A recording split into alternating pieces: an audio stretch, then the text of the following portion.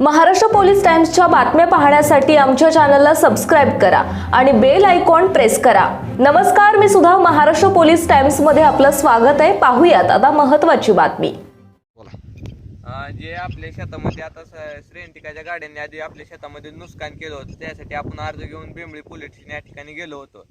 तर तिथं आपला FIR बी देखील नोंद केलेला नाही व त्यांनी आपल्याला स्वतः अर्ज लिहून आणा म्हणले। तर आपण बाहेरून अर्ज लिहून आणला, साहेबांना अर्ज दावला, तरी त्याच्यावर कुठलीही कारवाई झालेली नाही।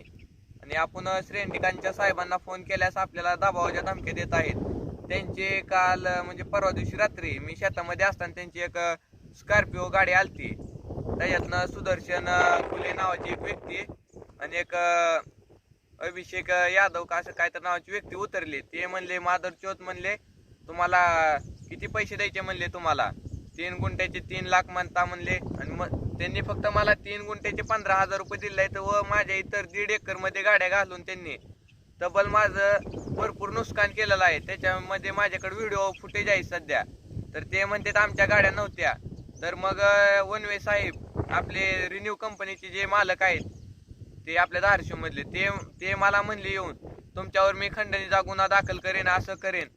जोपर्यंत त्यांनी माझी नुकसान भरपाई देत नाहीत तोपर्यंत मी एकही गाडी हलू देणार नाही। गाडी जर हल्ली तर मी काही गाडींचं नुकसान करणार आहे व माझी जोपर्यंत भरपाई मिळत नाही तोपर्यंत मी त्यांना कोणतीही गाडी जाऊ देणार नाही। वरून त्यांनी प्रशासनाचा दबाव आणू शकतात, काही करू शकतात। प्रशासन मग त्यांच्यावर त्यांनी वेपन घेऊन येते, ते काय करतात मग त्यांची एक ना एक गाडी त्यांनी चेकिंग केली पाहिजे। ते म्हणतात आमच्या प्रत्येक गाडीमध्ये वेपन आहे, मग तुम्ही वेपन का तपासत नाही? पोलीस प्रशासनाला माझं एवढं विनंती आहे, त्यांच्यावर कठोर कारवाई करून त्यांच्यावर FIR गुन्हा दाखल करून घ्यावा, एवढीच विनंती आहे पोलीस प्रशासनाला। व ते वनवे साहेब असं म्हणतात, आपण त्यांच्या पहिल्या शब्दावर जे वावरामध्ये गाड्या होत्या आपल्या त्या 1.5 एकर मध्ये गाड्या होत्या, ते आपण वनवे साहेबांच्या म्हणण्याप्रमाणे गाड्या सोडून दिल्या होत्या वावरामध्ये। त्यांचे वनवे साहेबांचे जवळचे म्हणजे कामाला साहेब असणारे बाजीराव साहेब यांना देखील आपण फोनवरती ते संवाद साधला होता व ते बाजीराव साहेब स्वतः आले होते, गजानन तुम्ही गाड्या सोडा म्हणून। मग आपण त्यांच्या गाड्या सोडून दिल्या होत्या त्यांच्या शब्दानुसार। मग आता जे राहिलेली रक्कम आहे 3 लाख रुपये, तर ते कोण देणार? जोपर्यंत गाड्या देत जाऊ माझे पेमेंट देत नाहीत तोपर्यंत मी इथनं एकही गाडी हलू देणार नाही व त्यांच्यावर FIR दाखल किंवा त्यांच्यावर कठोर कोणतीही तरी कारवाई पोलीस प्रशासनानं लवकरात लवकर करावी। व मला म्हणतात की मी फोन लावला की DYSP येतात, PSI येतात, वरिष्ठ ज्येष्ठ आमदार खासदार समजे येतात म्हणतात। तुमच्याकडे तसं येणार कोण आहे? पोलीस प्रशासन ते समजा आमचंच आहे असं म्हणजे आम्हाला म्हणतात। खंडणीचा गुन्हा दाखल करतो, काही कोणत्याही गुन्ह्यात तो लाडकाऊ म्हणतात।